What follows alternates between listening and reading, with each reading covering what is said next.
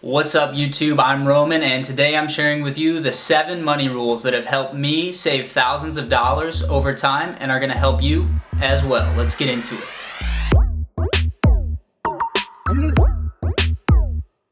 Alright, rule number 1, pay cash. Now this one's pretty simple. If you don't have money for something to pay cash for it, then you don't need it. You can't afford it. So a lot of people will go about expenses considering whether or not they can afford the monthly payments that come along with something.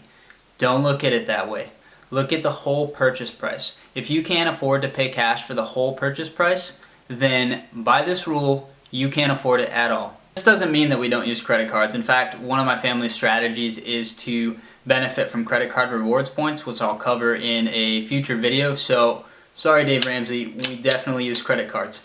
But we never swipe the card if we can't pay for the balance in full immediately, and we never hold a balance. So that's rule number 1. Pay in cash. If you can't pay in cash, you just can't afford it. Rule number 2. Sleep on it. We don't make immediate impulse decisions in the heat of the moment. It can be really exciting when you go to a store and you find something that you never knew that you need. You didn't know that you need it because you don't. If we want to buy something out of the norm, we take time to think about it first. Depending on how expensive and how far out of the norm this expense is, the waiting time could be anything from a week to a month. In fact, when I made the purchase last year of a new bicycle, it took me 2 months to narrow down what bike I was going to buy and then convince myself to actually buy it. We want to be certain that whatever money we're spending, that we're buying an increased quality of life for our family and it's in alignment with our goals. So there are a couple benefits to this rule.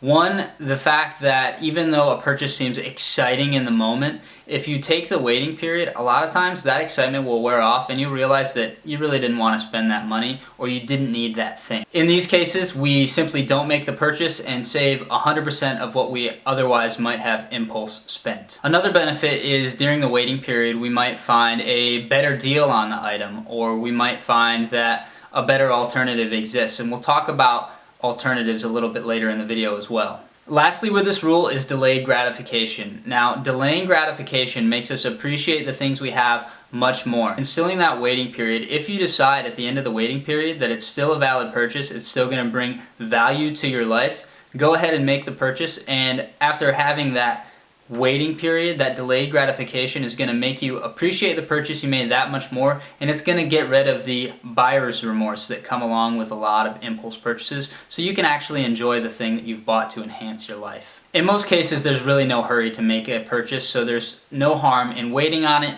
sleeping on it, and then making the decision after a week or so. Number 3. Phone a friend. Now, because I'm married and because my wife has similar money values, I kind of have an accountability partner built into my life. Phoning a friend means simply talking over the purchase with your significant other, or if you're single, maybe a friend, a family member, a trusted mentor, somebody else whose opinion you value. Talk about the purchase before you make it. Now, my wife and I generally set our threshold around $100 if it's an out-of-the-norm purchase, but you can tailor that threshold to pretty much anything that works for you. Again, there are multiple benefits for this, especially if you're in a relationship with somebody. The first and most important one is you're going to make sure that you're on the same page with your spouse or your partner. That's huge. You want to be on the same page of music when it comes to your money. So that's the first benefit. Secondly, talking it over with somebody opens you up to other perspectives about the purchase that you're deciding to make. We have this thing called confirmation bias. When we get excited about a thing, when we think we know that it's the right thing to be doing, we seek out information that confirms that thought, that tells us, yes, the decision that you're making with money is good. Now, asking somebody else to weigh in on an expense with an open mind and actually taking their perspective into account can open us up to other perspectives, maybe help us see something that we weren't realizing on our own, and can cut through some of that confirmation bias that we're pre-programmed to have. So yeah, that's number 3, an accountability partner. Phone a friend. Make sure you talk to somebody that you trust, or somebody that has a stake in the purchase before you actually go and buy. Number 4, set a limit. If it's more than 10% of my net worth, then I can't afford that item. I like this rule because it doesn't limit me. It doesn't deny me making a purchase. All that this rule tells me is that I can't buy this thing yet. I can't afford this thing yet. And it motivates me. If I really want something, then I need to learn to save and invest to get my net worth to the point where I can buy it cash and it's less than 10% of my net worth. So in practice, say I want a $100,000 boat. I can have that $100,000 boat as soon as I have $1 million in the bank. Now, I'll tell you this, it takes a long time if you're on like a normal salary like me. You're not making tons of money. I'm in the military. My wife works also for Department of Defense. So if you're like us, you're not making tons of money. We're comfortable, but in no sense of the word are we rolling in dough. So, $1 million, that's a lot of years of hard work for us. That means that once we get that $1 million in the bank, unless we really love boats, we're probably not going to want to spend it on the boat anyway. We're probably going to want to leave it invested so those dollars are working for us toward our personal goal of financial independence. But maybe you're different. Maybe you really like boats, and if you use this rule, setting a percentage, and you can afford it, then enjoy your boat. Maybe invite us out. So like I said, I don't want a boat, but this actually has applied to my life in another scenario. At one point in my military career, right after I had made E6, I'm currently a chief in the Navy, right after I made E6, I had convinced myself that as a promotion reward that I really should buy a new car. In order for me to buy that new car, it had to be able to be paid for in cash, which at the time I was just a little bit shy, and it had to be less than 10% of our net worth. At that point in my career, I just didn't have that much money invested or saved, so I couldn't buy the new car, and I am super happy that I didn't. I had no reason to buy a new car. In fact, at the time, I think we had 2 vehicles. Now, we've gone down to 1 now, but we had 2 vehicles that were in perfect working condition, one of which is the vehicle we have now. Our Ford has taken us on 2 cross-continental European road trips in between duty stations, and is still doing just fine. So we've gotten to the point now in our financial journey that if we wanted to, we could meet these rules and still go out and buy a new car. We could take that out of our portfolio and use it to buy a new car in cash, and it would represent less than 10% of our net worth. But I'm not about to go buy a new car. We've worked way too hard for that money, and our goals definitely place invested money that can work for us in a much dearer place than any new car that we might drive into the driveway. Now who knows, maybe one day I'll decide that I've made enough that I want one brand spanking new car, but it's not today. And it may be never. My old jalopy does just fine for us. Moving on to rule number 5. Consider alternatives before you buy. So this can come in the form of considering purchasing something used versus new. You can use Facebook Marketplace, Craigslist, eBay to check out what sort of savings you could get on a like item or a used version of the similar item instead of buying it new. I understand sometimes it's way more fun to buy the shiny new fancy thing, but a lot of times you can get something at half off and in great working order, lots of years of life, lots of years of service left in it, just because somebody's owned it before. Other alternatives do exist too. You can use a site like FreeCycle, and I know there are others out there. I'll link to FreeCycle in the description below. People post up things in their area that they want to get rid of for free all the time. Not only do you save 100% in this case, but you also help somebody declutter, and maybe you'll make a friend, who knows. The other thing you can do is borrow. A lot of us have friends that have lots of stuff, like most normal American families, and sometimes things that they don't even use. Heck, maybe they'll even give you the thing that you were looking for. I was recently gifted by some local friends a pair of squat stands to go along with the barbell and weight set that I bought this year since the gyms are closed. So yeah, that was fantastic, and I saved 100%. Now remember, when you're getting rid of stuff, try to pay this forward. If you have a friend that you think can use it, make sure to offer it up to them or donate it. So yeah, borrowing or getting something for free has the added benefit of decreasing the demand for that new product just a little bit more, so it doesn't have to be manufactured, and I'm sure that Mother Earth thanks us for that. Rule number 6, and if these were listed in order of importance, then this should have been rule number 1. This is just a random list that I came up with, but rule number 6 is pay yourself first. So many times we've got our financial life set up like this. We get paid, we take the paycheck and we spend what we want, and whatever's left, if anything, is there for saving and investing. That's backwards. Here's how we need to be engineering our financial lives. The paycheck comes in, automatically we pay ourselves first, investing, saving, paying off debt, and then what's left we might consider spending.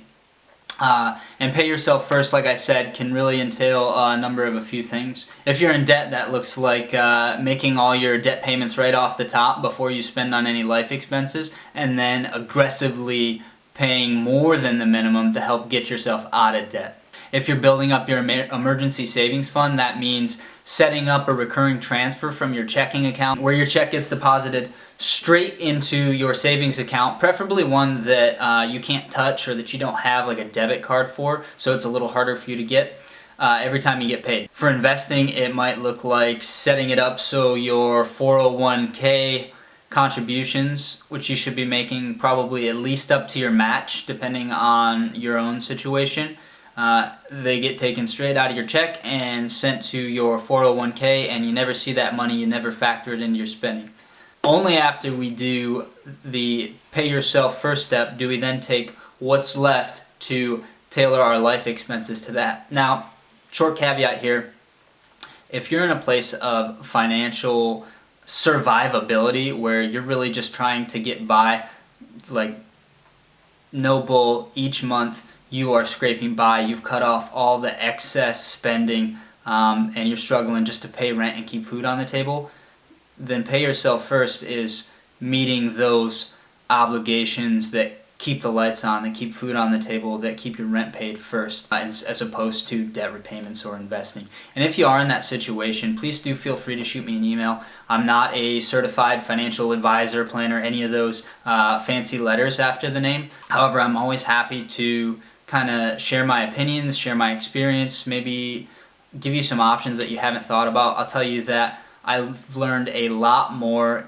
doing personal finance in my own life and talking to other folks about their personal finances, helping them build plans, than I did in the time that it took me to finish up my bachelor's degree in finance. For what it's worth, please do feel free to shoot me an email if you find yourself in that sort of situation. Rounding the list out at item number 7, calculate the opportunity cost. Now, usually when we make a purchase, like I said before, we're either looking at the payment, or if we're doing it right, we're looking at the total value. What is the actual cost of the item? Now, what we don't always take into consideration is what is the opportunity cost that we make by buying this item. Opportunity cost is what could I have done with the money otherwise that I now can't do because I bought this item. Now, this can be applied to a one-time purchase, or it can be applied also to the recurring expenses that we have in our life, purchases that we make on a daily, monthly, yearly basis. One second.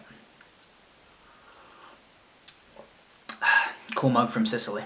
So, opportunity cost. If you're a money nerd like I am, then you can just use a future value calculation in Excel or whatever spreadsheet application that you use.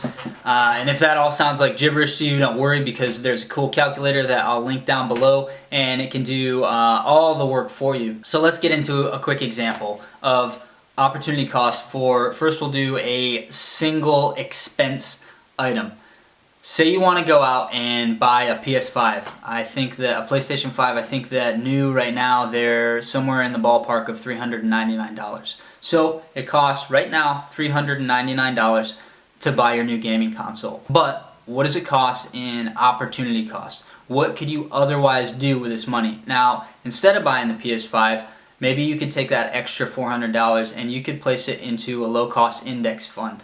Maybe something like VTSAX. And let's say, we'll just assume that over the course of 10 years, that grows 7% each year. Would you be surprised to know that over the course of just 10 years, that $400 that you almost spent on the PS5 has more than doubled to more than $800 at this point? So yeah, 10 years, you've doubled your money. That's great. However, let's extrapolate it out just a little bit further. Let's say that you took that one-time $399 purchase, right? Just one time. I'm not saying that you're putting this in every month. Just one time. You took that $399 and you put it into your retirement account, your 401k or your IRA. You invested it in the same low-cost mutual fund. Let's say that you let this $399 grow 7% for 40 years. How much do you think that you would have at the end of that 40 years? $6,500. Would you pay $6,500 for a PS5 today? I wouldn't. I have a PS3. We're super behind the power curve. So this can also be applied to recurring expenses, the expenses that we make on a rotational basis, right? Every day, every month. And the favorite one is coffee.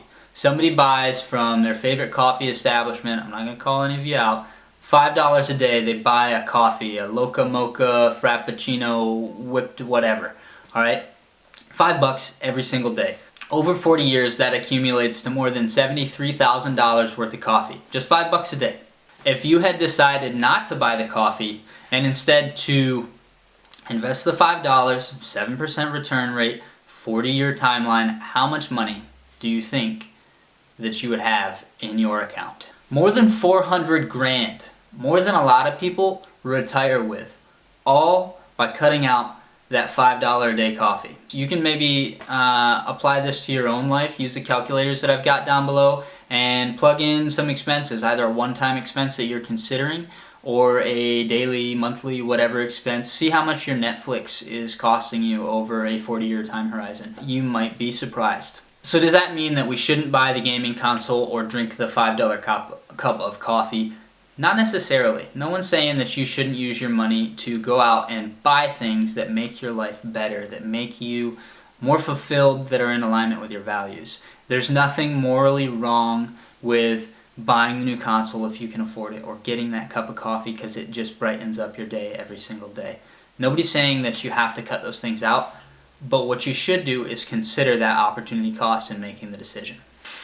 So what now? As with anything in life, having the knowledge, having the information is 10% or less of actually finding a solution. That 90%, in fact, I would argue the 99% is actually putting it into action. So take some of these rules or make up some of your own. The key here is spending and saving intentionally.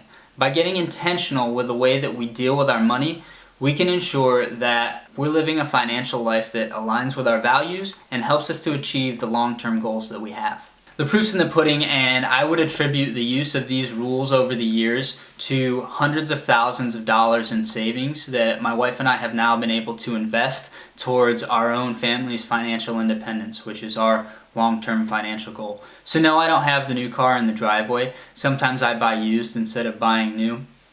And I make my coffee at home most days. But my money rules help me to think about the decisions that I'm making, think about the spending that I'm doing in my life, and then go forth and make the decision that I feel is the best for my family. Of course, these tips are not going to help you become a millionaire overnight, and that's not the point. The goal is incremental and gradual progress towards your long-term goals. Nothing that's worth having in life is immediate, and nothing that's worth having in life is easy.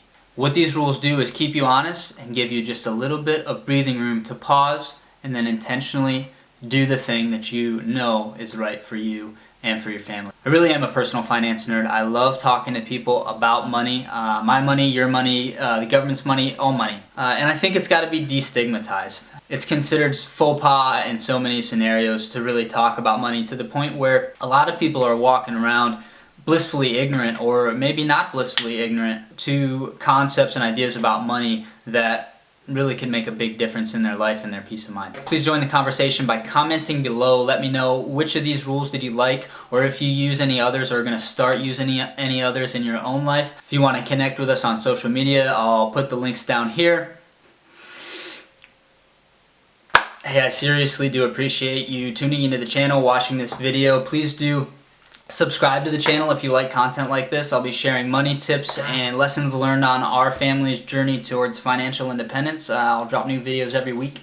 So yeah, if you want to come along for the ride, subscribe, turn on the notification bell, and please do give this video a like, click the thumbs up deal, YouTube, social media stuff. If the video brought value to you, if you're going to institute any of these pretty awesome money rules to get richer. Have a great week, and remember to put your money where your values are.